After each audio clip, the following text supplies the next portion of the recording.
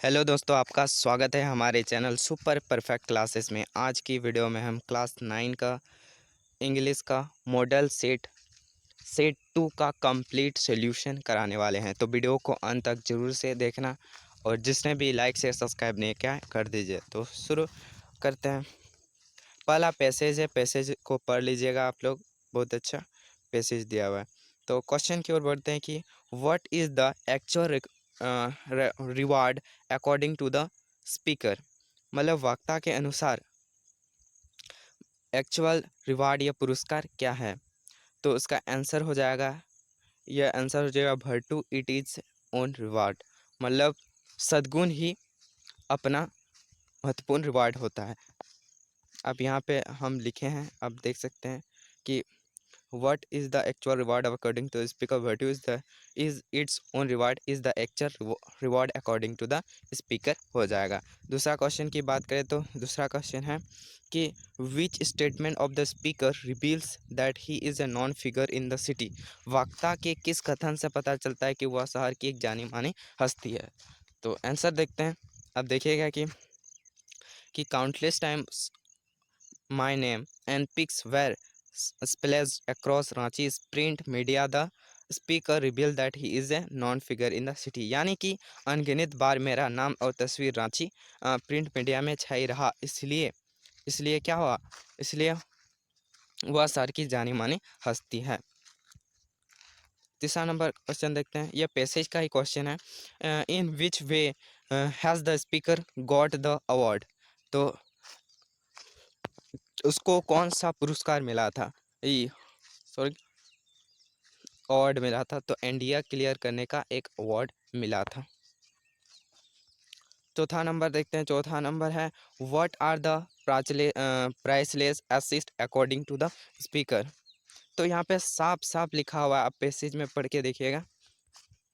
यहाँ पे पैसेज में साफ साफ लिखा हुआ है कि a clear conscious and self satisfaction are priceless assets. यहाँ से यहाँ पर लिख दीजिए, आपका पूरा आंसर राइट आंसर हो जाएगा आपका। इसके बाद देखते हैं अगला क्वेश्चन क्यों। इसके बाद अवार्ड का मेक सेंटेंस बनाना है। तो अवार्ड का क्या बनाएंगे, I give award the winner. मैं विजेता को पुरस्कार देता हूँ। और यहाँ पे फेम का लिख देंगे, people get fame by working hard.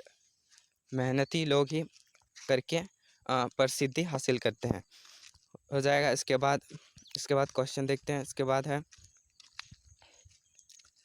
और 5 नंबर का कंप्लीट करना है। कैसे करना है, I write the all kind of message of my colleagues. आप यहाँ से ढूंढिएगा पैसेज में कॉलेजियस।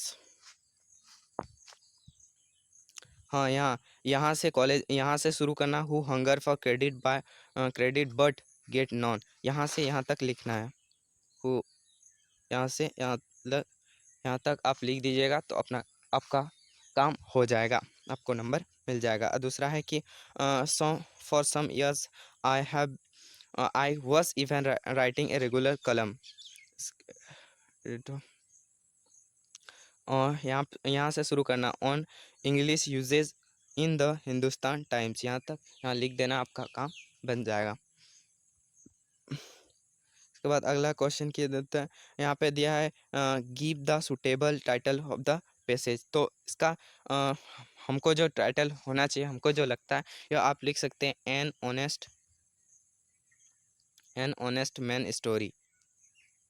क्योंकि यह प्रिय रीडर, यहाँ पे पहले ही लिखा हुआ है कि यहाँ पे यह है डियर रीडर, यानी कि प्रिय पाठक, मतलब अपनी स्टोरी बता रहा है। ऑनेस्ट मैन मतलब ईमानदारी व्यक्ति अपनी स्टोरी बता रहा है। और आपको जो लगता है कमेंट में जरूर से बताएगा टाइटल, सूटेबल टाइटल क्या हो सकता है। हम लोग 8 नंबर का क्वेश्चन देखते हैं, सेक्शन बी का। हम लोग जो 8 ये 3 में से 2 को ही लिखना है। तो हम बता दे रहे हैं 9 number, write an application to headmaster of your school requesting him to arrange sufficient book in the school library. वाला देख लेते हैं लेटर। तो पहले आप क्या लिखेंगे, पहले लिखेंगे टू इसके बाद यह टू द हेडमास्टर, इसके बाद अपना नाम लिखिएगा और यहाँ पे आपका जहाँ पे स्कूल है वहाँ पे का नाम लिख दीजिएगा, डेट लिख दीजिएगा। और डेट नहीं भी लिखिएगा, लास्ट में लिख दिया तो फिर भी चल जाएगा। और सब्जेक्ट में लिखा है request for availability of the book in the library. इसके बाद सर लिखना है। इसके बाद आपको लिखना है with due to respect and humble submission. इसके बाद आपका I beg to state that, say that यहाँ भी लिख सकते हैं कि I am studying in class, यहाँ पे लिखेगा 9th at your school. I want to get a book of English grammar from your library school, मैं चाहता हूँ इंग्लिश ग्रामर स्कूल लाइब्रेरी में होना चाहिए। I have not get it as yet, ये जो स्कूल लाइब्रेरी में इंग्लिश ग्रामर नहीं है ये। और I am feeling that the school library does not have sufficient number of this book, यानी कि हमको लगता है कि स्कूल लाइब्रेरी में सफिशिएंट बुक नहीं है। इसके बाद आपको लिखना है I therefore request you to get more copies of such books in the school library. यहाँ पे अब मैं रिक्वेस्ट करता हूँ, ये हो जाएगा मैं रिक्वेस्ट करता हूँ कि और भी बुक स्कूल लाइब्रेरी में होनी चाहिए।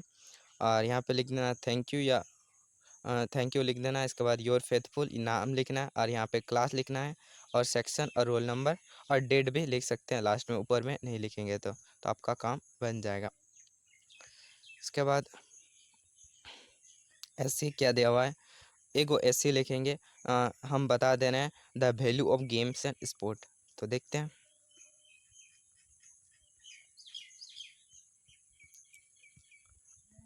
तो गेम्स एंड स्पोर्ट के लिखते हैं, games and sports are the vital in our life. इसके बाद like food and drink they are also very important, life is dull without games. Games and sport develop in us a sense of fulfilling and they train our minds and shape our thinking. A real sportsman is a true gentleman. Games and sport inculcate in us the spirit of corporation, discipline and honesty and the sportsmanship. इसके बाद लिख देना है कि a sportsman has a healthy spirit of competition. He always forsake of the playing and is never jealous for other. आपको ये लिख देना, आपका फुल नंबर मिल जाएगा। तो अगला क्वेश्चन की बात करें,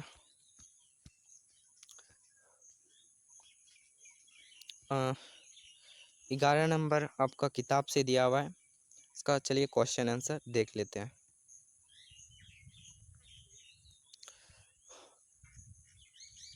नंबर का क्वेश्चन हो जाएगा name the poem from where this extract on the has been taken. तो 11 नंबर का जो किताब का पोएम में से दिया हुआ है जो कुछ भाग, तो उसका आंसर हो जाएगा वो ऑन किलिंग ए ट्री, इस चैप्टर से दिया हुआ है। और who has written this line, यह कौन लिखा था, तो क्या हो जाएगा राइट आंसर, जाइब पटेल ने लिखा था। इसके बाद देखिए सी नंबर में लिखा how does the life of the tree come to an end, मतलब कैसे एक पेड़ का जीवन नष्ट होता है, समाप्त होता है। तो हो जाएगा scorching and choking, browning, hardening, twisting, weathering, the life of the tree comes to an end. मतलब स्क्रॉचिंग मतलब झुलसाना, चोकिंग मतलब घुटना, ब्राउनिंग मतलब भूरा लगाना, हार्डनिंग मतलब सख्त होना, ट्विस्टिंग मतलब मोड़ना और वेदरिंग मतलब मुरझाना। इस प्रकार से ट्री का जीवन समाप्त या नष्ट होता है। 12 नंबर का भी किताब से ही दिया हुआ है, आप पढ़ लीजिएगा ड्यूरिंग द 1992 एवरेस्ट मिशन। हम चलिए क्वेश्चन सर की ओर बता देते हैं। तो 12 का क्वेश्चन है ए नंबर के, how did Santosh Yadav help her fellow climber. Santosh Yadav ने क्या क्या मदद के लिए। तो Santosh Yadav share her oxygen with him, Santosh Yadav help her fellow climber. Santosh Yadav ने मतलब अपनी ऑक्सीजन टैंक होता है ना, पीछे जो पहाड़ पे सॉरी हिमालय पर्वत पे बड़े बड़े पर्वत पे जाते हैं तो उसके ऑक्सीजन ऑक्सीजन लेवल ऑक्सीजन लेके जाते हैं, तो उसका शेयर किया था मोहन सिंह को, वही हेल्प किया था, ये लिखा है। दूसरा दूसरा है कि what did it say about Santosh, Santosh Yadav के बारे में क्या लिखा। तो संतोष यादव के बारे में यह लिखा है कि during the 1992 Everest mission Santosh Yadav provided special care to a climber who lay dying at the south pole and she was unfortunately unsuccessful in saving him।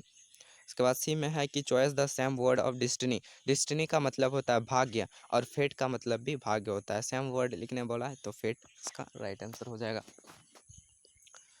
13 number question की बात तो 13 नंबर में आपका है how does the point suggest that all peoples on earth are the same, कवि कैसे सुझाव देता है कि पृथ्वी पर सभी लोग समान हैं। तो इसका आंसर हो जाएगा according to the point even if we live in different countries and we breathe in the same air we drink in the same water and we live on the same planet this all peoples on earth are the same.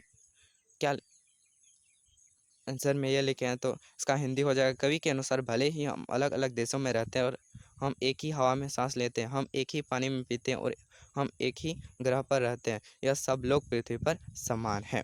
इसका answer लिखे हैं, हिंदी में भी बता दे रहे हैं आपको आसानी हो जाए, आपको समझने में ज़्यादा दिक्कत ना हो।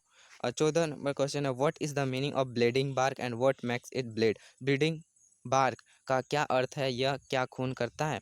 तो देखते हैं कि bleeding barks means that the twigs which are cut mercilessly they leave a liquid substance if any part of human body is cut in starts bleeding it is in the some way the liquid substance come out from the branch of the tree and human beings access makes it bleed।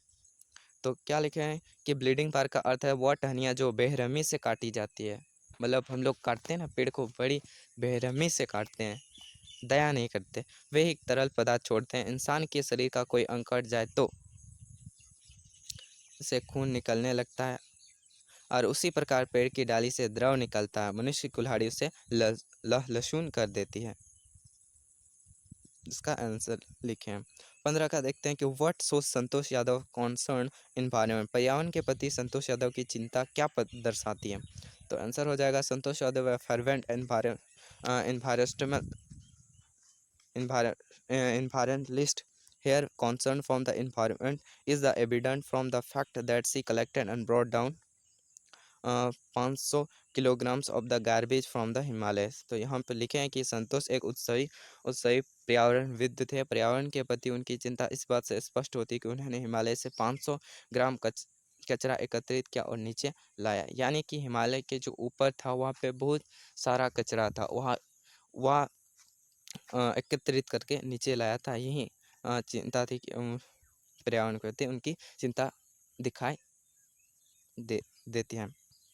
16 का question देखते हैं कि how did Abdul Kalam earn his first fix and, Abdul Kalam ने अपनी पहली मजदूरी कैसे अर्जित की। तो इसका राइट आंसर हो जाएगा कि Abdul Kalam earn his first wages by the catching the bundles of the newspaper thrown out from the moving train on the Rameswaram road between Rameswaram and Dhanushkodi. तो इसका हिंदी देखते हैं कि अब्दुल कलाम ने रामेश्वर और धनुषकोडी के बीच रामेश्वर रोड पर चलती ट्रेन में फेंके गए अखबारों के बंडलों को पकड़कर अपनी पहली मजदूरी अर्जित की। 17 नंबर क्वेश्चन है कि what havoc has the super cyclone record in the life of the people of the Orissa. Super cyclone ने लोगों के जीवन में क्या कहर बरपाया।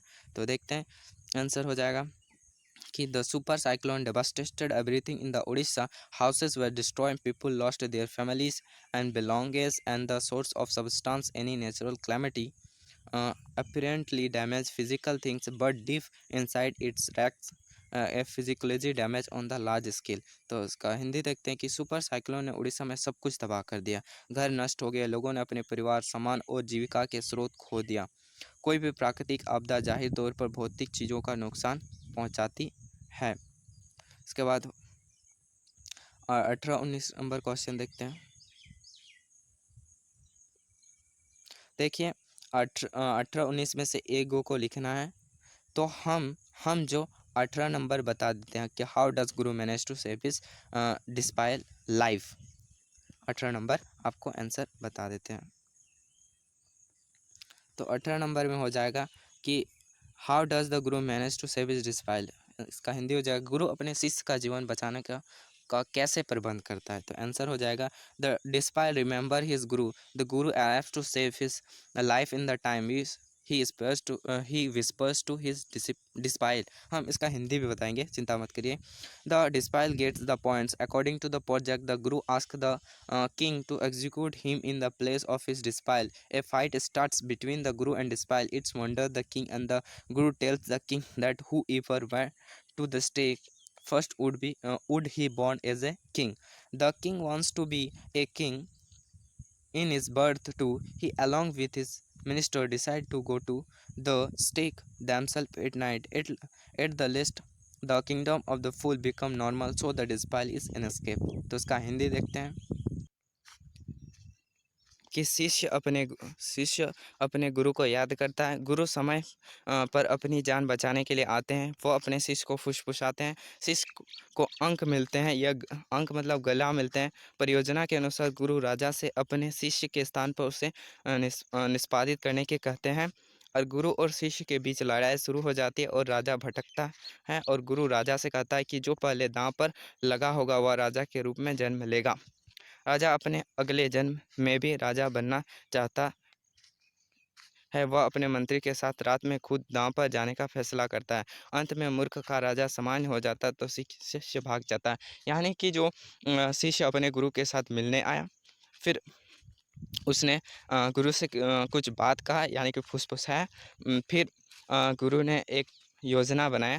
योजना क्या बनाया? योजना यह बनाया कि जो पहले फांसी देगा वह ही राजा के रूप में क्या जन्म लेगा. तो अगले जन्म में राजा तो मूर्ख था, इसलिए अगले जन्म में वही राजा बनना चाहता था. और वह मंत्री को खुद फांसी लगने का फैसला लिया. इस तरह उसका राजा ने फांसी लिया, और उस प्रकार शिष्य और गुरु वहाँ से भाग निकले. यही था आंसर में. तो कैसा लगा ये वीडियो कमेंट में ज़रूर बताएं. और बाकी सेट्स का नीचे डिस्क्रिप्शन में प्लेलिस्ट का लिंक दिया हुआ है, आप उसमें से देख सकते हैं. तो कैसा लगा ये वीडियो कमेंट में ज़रूर बताना, और जिसने भी लाइक शेयर सब्सक्राइब नहीं किया कर दीजिए. Thank you. मिलते हैं अगले वीडियो में. जय हिंद.